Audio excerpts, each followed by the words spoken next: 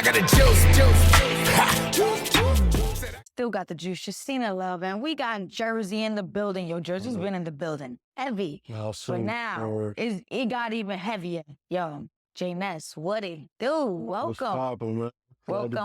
Welcome. It's been a minute, bro. You've been working for a long time. Real talk, definitely. Going through a lot of your own shit.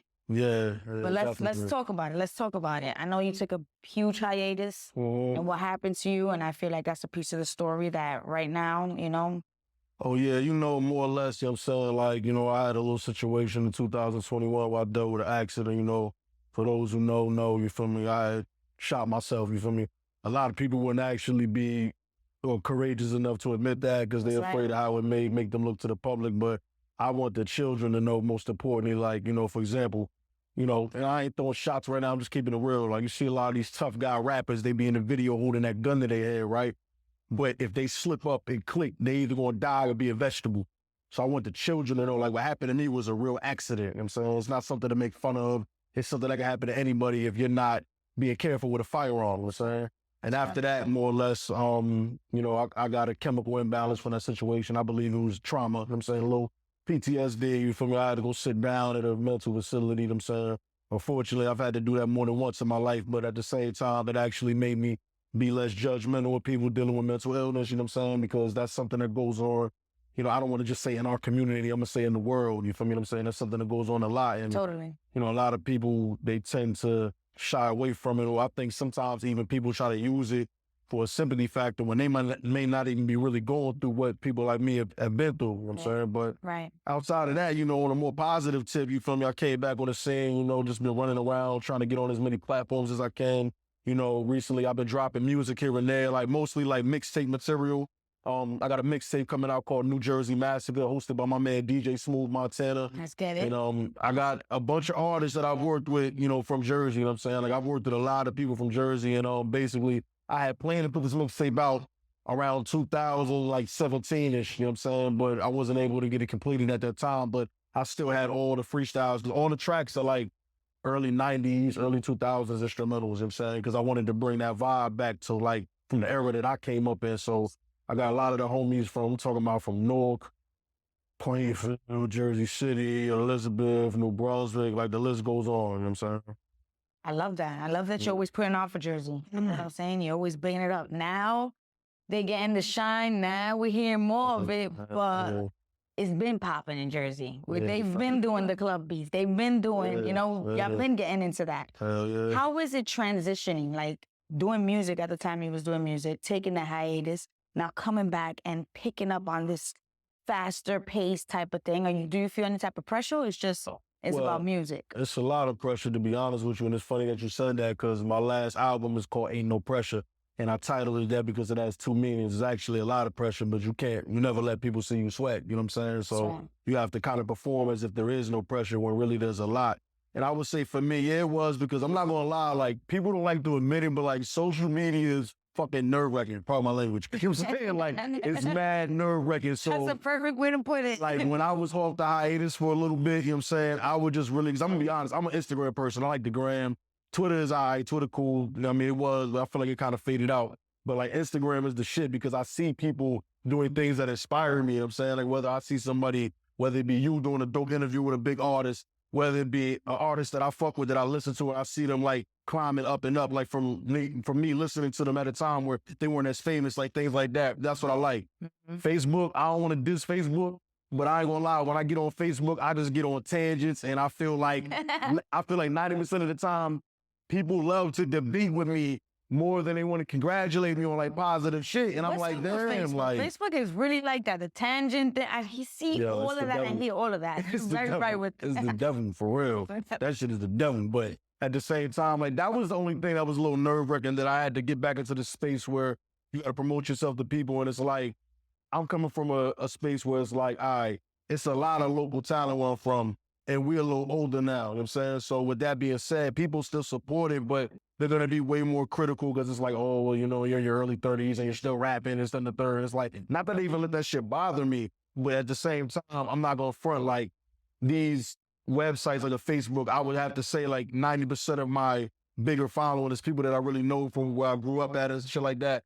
So when you kind of get that feeling of like doubt from people that you would expect would be behind you, sometimes it can be a little, what's the word? Like I said, nerve-wracking already. It could be a little disheartening. Disheartening, yeah, disheartening. That's a perfect way to put it. But at the same time, I just had to realize, like, if you remember, we were saying in the interview with his biscuit, That's right, you know, Biz. nobody's obligated to support you. You know what I'm saying? It's not their duty to do that. It's your job to get out there and prove it to yourself, most importantly, that you can achieve something that a lot of people may feel like you can't. You know what I'm saying? And it's not even about what they think. It's not about what anybody thinks. It's about how you feel and what you believe in. And being that I've been through near-death experiences, I've been enlightened to the point where I feel like, you know, you have to live your life to the fullest because tomorrow's not promised. That's right. So that being said, if you have a dream, then by all means chase it, no matter what anybody's telling you, because shoot, the dude that made Kentucky Fried Chicken, he didn't get on till he was like in his 60s, but he got on. As you can see, niggas is pulling up by biscuits. You feel me? So, you know what I'm saying? Like, the buckets are still here. yeah, for real. You feel me? So that's a Fendi. Well, congratulations on everything. I feel like regardless of from what it's been, how you're living your dream, the lyricism that comes behind it, what you just dropped here, craziness. You stay true to all of that. Appreciate it. And that's really what should matter. You know, I feel like, yeah, there's levels to everything, right? We want that. We always want to get to that highest level of something because that's where the money's at. That's where the height of it is at. But we're living our dream. We're doing it. Exactly. And for every one person, you're doing it. And that should matter. Always. Yeah, absolutely. You know? So I love what you're doing. So you said what's coming out? We got New Jersey Massacre, the mixtape coming soon. You know what I'm saying? Hosted by DJ Smooth Montana. I got a couple names on there too, like some old features that I had out, but just for the people who have already, like my record with Chinks, rest in peace to Chinks. Yes. I got OT the Real on there from Philly. He heating it up right now. I got OT the Real. I got a skit with Al Bial, like, you know, a lot of people might have seen on Instagram. We was in the club, I was drunk, who's tripping out, you feel me? But I used that as a skit, and I actually did a freestyle to one of his beats, so I just put, you know, the audio of us in the club, bugging out and all that in front of it, you know what I'm saying, just to show him love, because he threw that shit on his story, and it's like, it's people I grew up with that never shared a damn thing, and this man, he did it off the strip of just having a good time, so salute to Al Bial, you feel me? I love it. When you hear the term still got the juice, what comes to mind? Still got the juice, shit, still got the juice, still got the power, still got the stain, you feel me? You know what I'm saying? Real close. Yo. Yeah. Yo, so you coming through when the massacre comes out? You got to come back. Oh yeah, definitely. We got to promote that for sure. All right. But if I could make one more shout out as far as music, what I'm really working on though is my album titled Mania. You know what I'm saying? That's where you're gonna get all the emotion, all the aggression, everything that I went through in a story form. You know what I'm saying? So look out for Mania. I feel like everything you give is story form though. So you building us up to the what's to come. Because everything you've given is definitely your story, a story. Like you truly stick to that. Yo, even with that lyricism right now, you're coming into a game, right? Where you've always been pen to paper because you could hear it. You know, you hear it the way you deliver.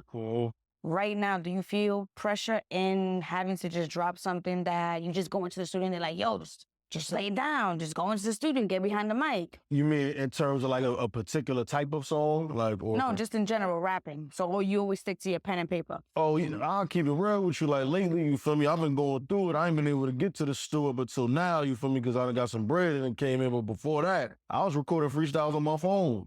I'm saying I would record the audio on my phone, I would go on the computer, and I would master it through a program that masters audio. So the average ear may think I did it in the studio. You know what I'm saying? So like, I'm the type, like, even if I'm... Nothing stopping. Yeah, like, I don't wait on nothing, you feel me? Like, even if I'm in a situation where financially I may not be able to put things together the way I would like to, I'm gonna use what I can, you know what I'm saying? Just as long as somebody's listening. I don't care if that shit only got 27 views. That's a gem right there. I mean, somebody put it right through your phone into a whole little system.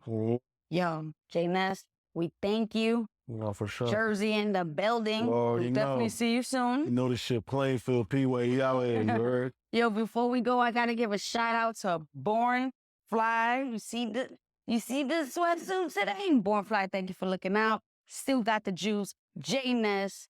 Yo, yeah, Jacina love.